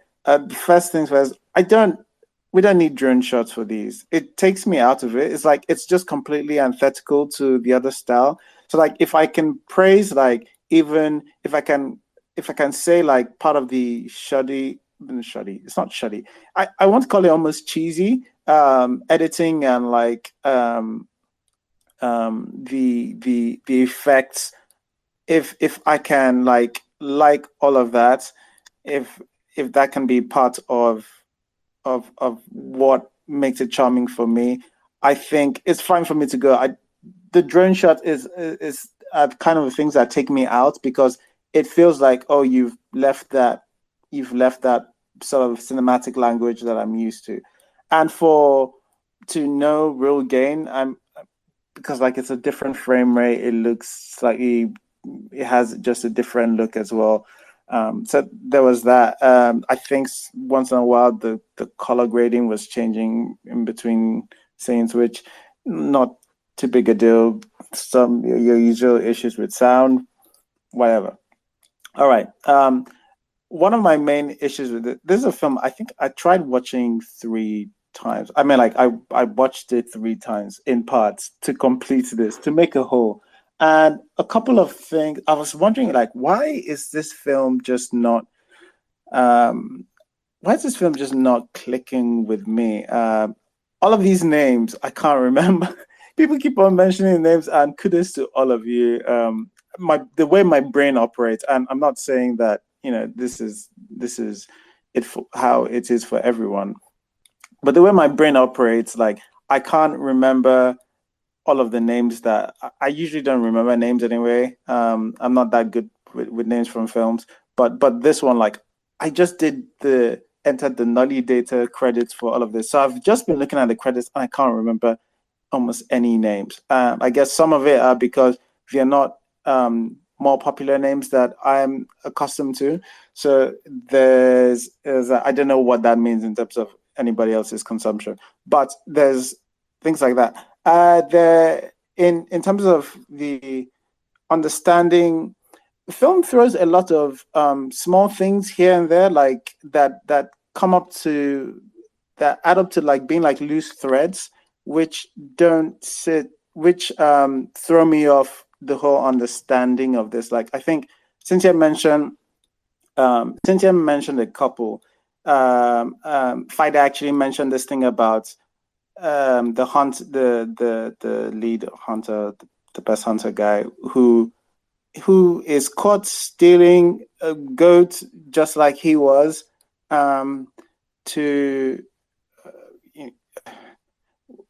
and I don't know whether he's from his blood lineage. He says from his blood lineage, but is he really? Because he said I can't remember. He said his great grandfather used to tell stories of him. It's small things like this that I don't understand, because like I don't actually till today right now I don't know what the relationship between that the headhunter and the king of thieves. I don't know what their actual relationship is. I'm just going to take it that they're related by blood. But it's weird that they put that in there, and it not really sure what I don't know why. To be honest, there's the way this movie handles exposition that it really I don't understand. Well, it's part of our normal that Tales by Moonlight storytelling, but it works for Tales by Moonlight because Tales by Moonlight is like 10 minutes long or whatever, right? This is like an hour and 40 minutes. Expositing upon expositing little things sort of tends to not be as captivating, or is the reason I think why I lost attention sometimes. I'll give you an example. So for sometimes, I think it was when Toyin went to fight the witch. The witch went to fight King of Thieves, and he said something like, "I have now absorbed your power," and something like that. He just tells us like what has happened, and I'm like, okay. There's a lot of things like that happen where it's almost like I'm reading somebody narrating what is going on instead of like you just showing me what's going on. It happens. Even there are just like little throwaway lines where, again, like during the flashback, I think somebody says, "Oh, is it not this guy have you forgotten that we bribed this other people?" There's just people always throwing away other stories or expositing other stories, and it's okay in some measure, but like this film does it a lot. Even the king being a good person, that's just exposited. People just keep on telling you, like narrating to you what is going on. and at that point it starts resembling a novel more than a film. And again, like this is something that for Tales by Moonlight would work better because Tales by Moonlight is 10 minutes. I think this is one of the reasons why I just couldn't. Again, it took me 3 times. I know like everybody is not like me, and some people would have related to this differently. But just the way it handled the exposition, I wasn't a big fan of. And then that's combined with that moral thing at the end. It's just there's no rescuing it for me because of that story. That because like the whole movie is leading up to the end. It's like it reminds me of like something like £7. Something like £7 is a movie where you don't know what's going on, and at the end of the movie, it ties you by telling you the reason why you are watching all you are watching, right? If that ending doesn't work for you, you can't like any of £7. You just can't. Like if it falls flat for you, it won't work for you. The whole movie won't work for you. And that's why like King of Thieves, as much as there's some things I guess I appreciate about some of the keeping in theme with a certain type of cinematic language. I imagine if you understand Yoruba law, you probably like this more as well, because it does maybe there's a certain part of it that a certain itch it scratches. I think some of the subtitling was probably didn't do any of the Yoruba justice, which led me to like in that translation when the hunter and the King of Thieves were interacting, the hunter both called him I think called him his father, he called him his grandfather, and he also said his grandfather used to speak about him. Like I'm like, boy, which one are you? Yeah, I'm like, I'm sure this makes sense in it probably makes sense in Yoruba, but like the way I was hearing it, it just wasn't doing it for me. But yeah, that's some of my pushback. All right, so we've got the film from Deter. Please go ahead. I think this is going to be some pushback against some of our likes, but like from what I've heard, you like this. Please tell us your general thoughts. Okay, so I'm a very, very, very huge fan of this film. I think it's one of my favorite cinema experiences this year. I actually saw it in theaters and I enjoyed it. I think this is my favorite Nollywood film of 2022. Of course, it's not without fault. I think I'll start with the dislikes because I think I have more likes than dislikes. So I think one of my major dislikes is the visual effects, which I know that Nollywood isn't there yet. The whole I think there was the scene with bees and everything, it just looked very fake. So I can admit that. I can also admit that I would have preferred it without a narrator. So just go head into the story, not the whole Shegun and Rinze. I think that some of all these films, I don't know why they always have to do that. It reminds me of Invasion 1897, that there was some like it was like a story told in like a traditional epic story told like by contemporary people, and I was just like, is this really necessary? It just had the same vibe like that. So I think those two. Um, then I also believe that whilst Femi Adebayo was good, I don't know. I feel like there could have been a better like I felt like Femi, I'm sorry, Odunlade and Toyin, they acted better, but I think he was still good. So I think those are the only things that I maybe do not like about it. I think one of the major things I like, when I go into my likes, I think it was the use of music was probably one of the best we've seen in Hollywood, and I'm not joking. I think it was one of the best. Like if you can go back and listen to that soundtrack, I left the cinema asking Omo, like who are the people in like that did music and everything. It was really really good. That's one of the best use of music I've seen in Nollywood in a very very long time. I also so I know that people have this pushback about the story, but I don't know. I see this story as sort of like an origin story as to why this character was like this. I don't know. I've just never seen it as, because I know that that's a major pushback. I've never seen it as justifying, oh, he was in the right at the end of the day. I don't think so. I think when we do origin stories about certain characters and what they do, I don't want to mention some films because people say, "Why I'm comparing this film to like these other films that are really really good." But with origin stories about villains, or you know, they try and like take you into the mind of the character, or they try and explain why these characters act why they do. Like it's trying to tell them that they're not just, it's not just that like they're just killing for no reason. And even whilst the killing is wrong, this is why. Yes, the motivation might not be as strong enough, but I don't think I ever went in like supporting, I don't know how to pronounce it. So I might butcher the name. I'm Aveshin Kole. I don't know how to pronounce it. So um I never I never for once said okay what he did was okay. But I wanted to understand his reasons and his motivations for this. And I also do not agree that the reveal was like too late into the end. I think it was built up nice. I personally believe it was built up nice because we saw all these things and we're like, yo, what's really happened and all of that.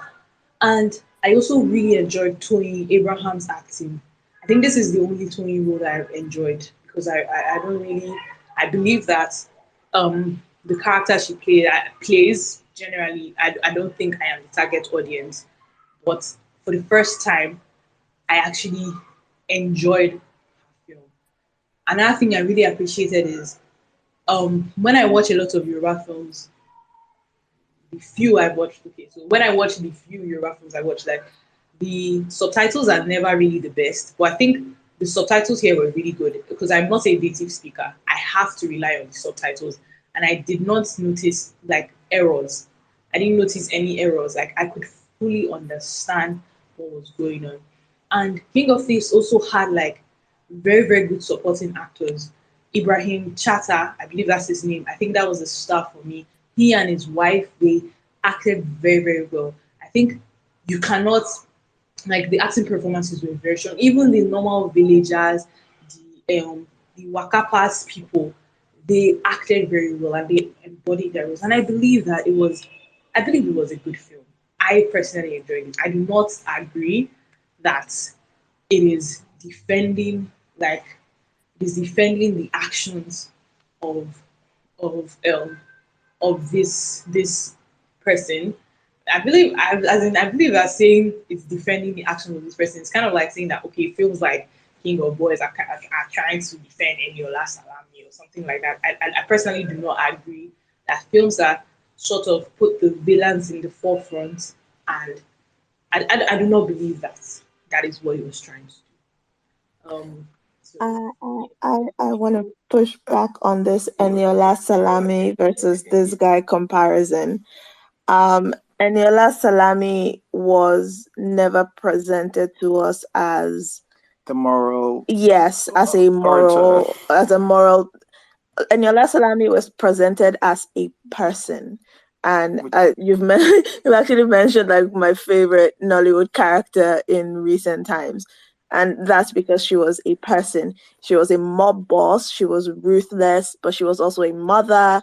She still did she did some kind things. And even in the kind things she did, there was like hints of evil to it as well, Oh, right? it was for her selfish. Yeah, exactly. There was for selfish gains, but also like when that woman's daughter's boyfriend impregnated her and disappeared, she's like, "What do you want? Do you want a marriage or do you want him to disappear?" You get what I mean?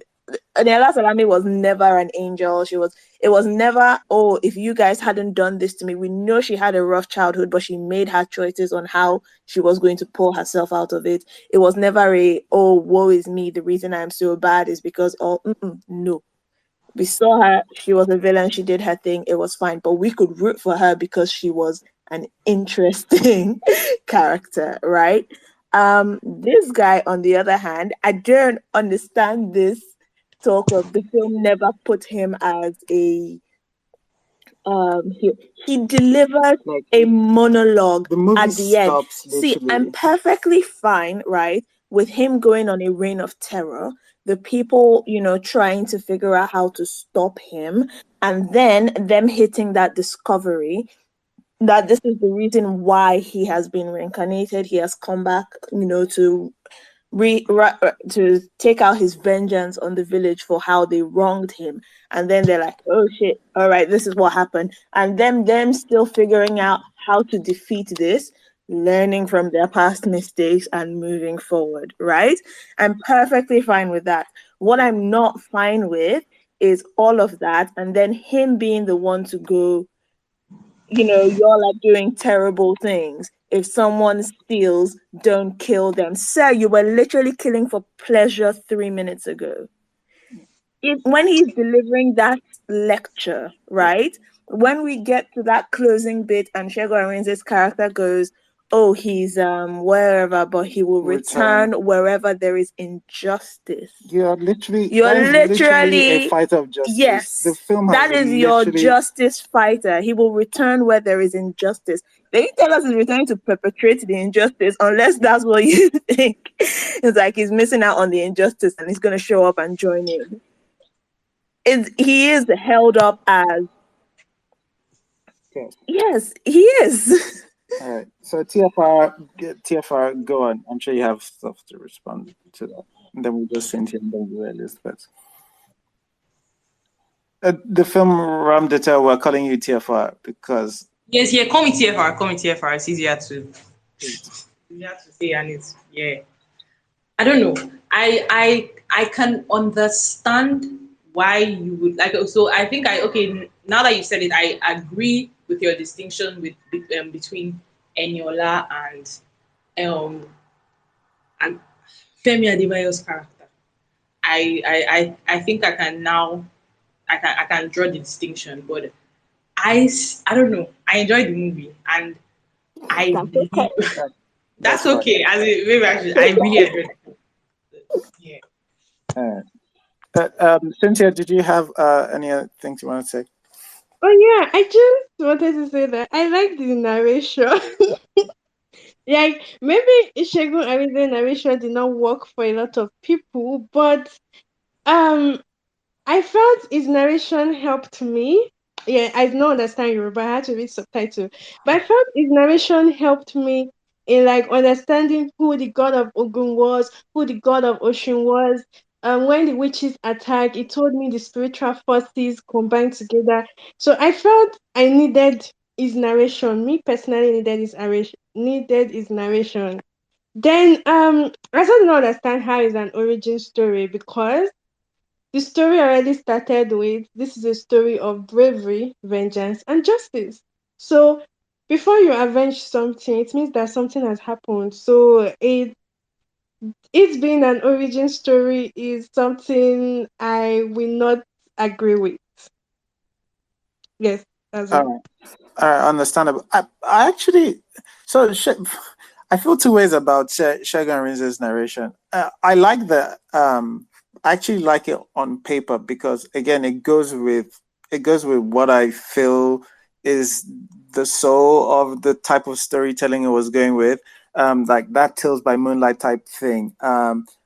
My problem with it is Shegun's actual voice acting of it is so cartoonish. I mean, like, and this is a film where I've said like there's a cheesiness in this that I don't mind, and I think actually works to the cohesiveness of it. But like, there's a way he does it that it really is. I feel I don't know how it just feels even over the top, even for me who is giving that as an excuse. I don't think the acting of it was the best. But okay, all right, Elizabeth. Okay, so before we quickly run, I was also going to say one thing of the right narration. So I think the narration was there because of the non-speaking Yoruba people, and I think that because we've been going to shoot at the cinemas, so it makes sense that they resorted to narration. And again, narration is also something that is brought forward from theater. They used to do that, like when they used to go show them during Ladipop shows in the UK or Cuba. But anyways, it was something they used, especially in epic movies. So I think they did that with Shango. That would be 2000 or Dudua. I remember there having, narration in those movies. So when I saw it, I first thought, throwback to epic movie, epic stage. But then I see, like, when seeing classes, so I see it now that people, I don't even mind that whole storytelling. So you go into it like, okay, this is a myth or whatever. But it will come back. That was asked. Nobody asked for that part. Also, what I wanted to say is, but I'll forgot how to. Okay, I wanted to talk about the end. I know that we've had so much to say about this ending. I think Mrs. C mentioned something about Oba's character in King of Birds. I hope to God that Kennedy Tiba managed to get that woman to get her own compass. I don't know. Children is not in compass. I don't know, but that's just me. Whatever. Well, I want to say something here that this movie missed an opportunity to tie the stories, the fate of the hunters together properly and deliver a solid ending to this movie. This is the problem that I had with this movie. And this also happens because Yoruba movies style is them leaving the audience reveal towards the end during the third act. It's something we do all the time. And when you do that, if you're not careful, you're going to miss out so many things. Even you yourself, you lose the plot. Which was what happened with this movie. It's either that or they've resorted back to their usual. The wife is bad because she nags, doing something. Because usually, if you watch Yoruba movies, especially the ones on YouTube, that's what you get all the time. Bad wife. She can't cook, she nags. But anyways, that's it for me. Hey, no, thanks, Elizabeth. Don't forget you can actually rate this on Nolly Data. It's one of the tweets pinned on the space. I think we've generally gone around. We're going to do a summary in a bit, but before we even do that, I just wanted to make an announcement for before next Sunday. We're doing the big one. Netflix is dropping Collision Course there. I'm gonna just say 6th Netflix original, but I haven't really thought about it. So that's going to be, I guess that's probably going to be a decently sized one. Do watch it, do come on early. But before we even do that, on Friday, we are going to be having a discussion with some of the filmmakers from the Raz Guy. And they listen to stuff, and they wanted to come ask questions. They wanted you to come probe them. They wanted to just discuss the Raz Guy in general. I think that's going to be a fun conversation to have. That sounds like a lot of time. So if you get a chance to watch the Raz Guy again, or if you just want to just talk about it, or if you just want to listen, if you want to ask questions, they have very magnanimously offered their heads on the plate. I mean, offered to come and just like ask us questions. Answer our questions and just have a discussion with us. It's going to be interesting to learn what was on the page, or what was the idea versus what ended up on screen, that kind of thing. So I think that's going to be a lot of fun. So look out for that on Friday. Friday evening. But next Sunday is the big one. All right. So our summaries. What did we generally think of King of Thieves? We're going to start with TFR. TFR, please go ahead. TFR, are you there? Sorry, I was having some audio problems. My summary is that it's a good film.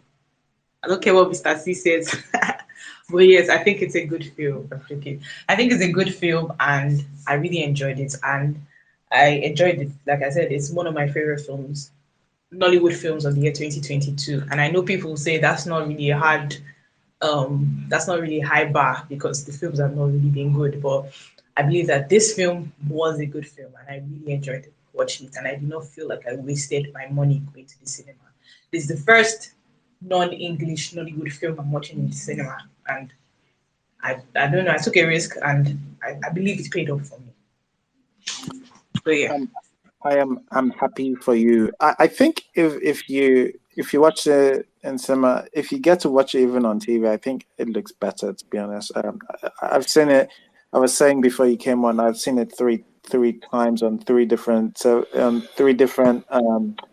of screens, and the cinema I saw in Nigeria was the worst version of this. And even in sound stuff. So watch it again if you get a chance. If for someone who liked it. All right, Faida, please give us tell us what. Thanks for being our host as well. We know we threw you in that, but give us your Yeah, general summary of King of Thieves. no problem. I enjoyed the movie. I really did. I enjoyed the storyline. No, not the storyline. I enjoyed different elements that made it something that I could say that I'm going to watch again and sit down with. So I would recommend it to people. So yeah, that's what I would say. Thanks, Faida. All right, Elizabeth, can you give us your summary? This was an enjoyable movie overall. I enjoyed the experience watching it. I mean, yeah, I had a third act, but you can live with it. I would recommend it to anyone. Thank you. All right, thanks, Elizabeth.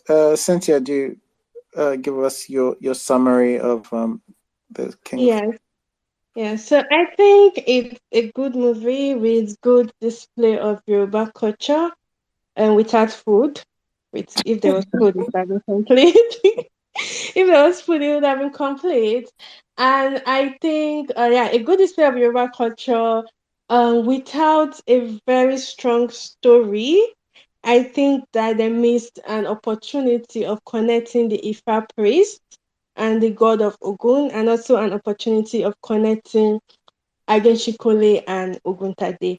Where I recommend it, yes, because as I said, all my friends liked it. I was the only witch in the group. I was the only witch in the group. So I'm going to tell them that yeah, I mean people liked it. I watched it. I felt it was okay, but I didn't really enjoy it. But please watch it. Do not use my my opinion. All right, thanks, Cynthia. Mr. C. I think there were some strong performances. I think minus the wonky CGI, I think it looked good in terms of costume sets, all of that stuff. I did not like the path the story decided to toe, and that colored my viewing experience. However, I would recommend it if you don't mind immoral heroes. Yeah, okay, this is a difficult one for me because, like, usually, I think sometimes I've said I'm biased to like filmmaking, and this is one where I'm. It's not the filmmaking I have a problem with it. Like, I'm one. I think I'm the only person here who doesn't even have a problem with the CG. The sort of. It's not like I'm saying the CG is great. I acknowledge what they are, but it doesn't take away from my experience. At all. But there is something about the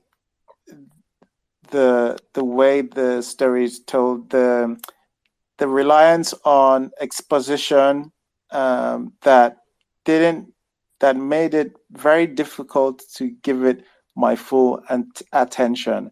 And it took a few watches for me for this to click. I also don't particularly, like other people have said, not a fan of the end, the moral thing. But like I guess if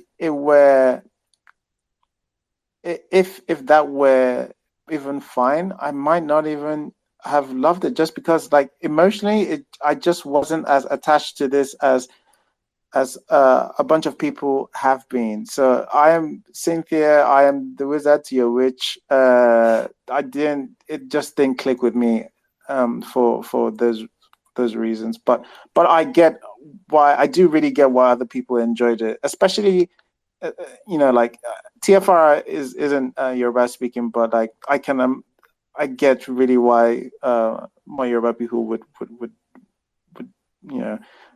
click with this.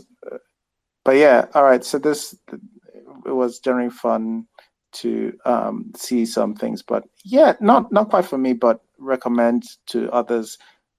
Just recommend generally because it's just one of the few One of our films better that they've certainly put in effort and they've tried. Yeah. And I feel like they told the story they wanted to tell. I think they did. They must have.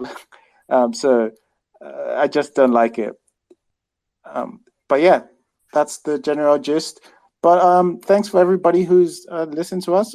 Don't forget, on Friday, we are going to be doing this really interesting discussion with some of the filmmakers of The Ras Guy. The Ras Guy also available on Naughty Data to review and rate, as is King of Thieves. Please, if you are able to, if you haven't already, register as an audience member, and it's just a couple of clicks. You'll be done, and just give it a rating so we can see what you think of it. All right, and until then, I guess we'll see you guys on Friday. Thanks, everyone. Bye. Bye-bye. Thanks for listening to the episode. If you enjoyed listening and would like to join live, just follow us on Twitter at Iroko Critic and join us every Sunday 6 p.m. West African time on our spaces.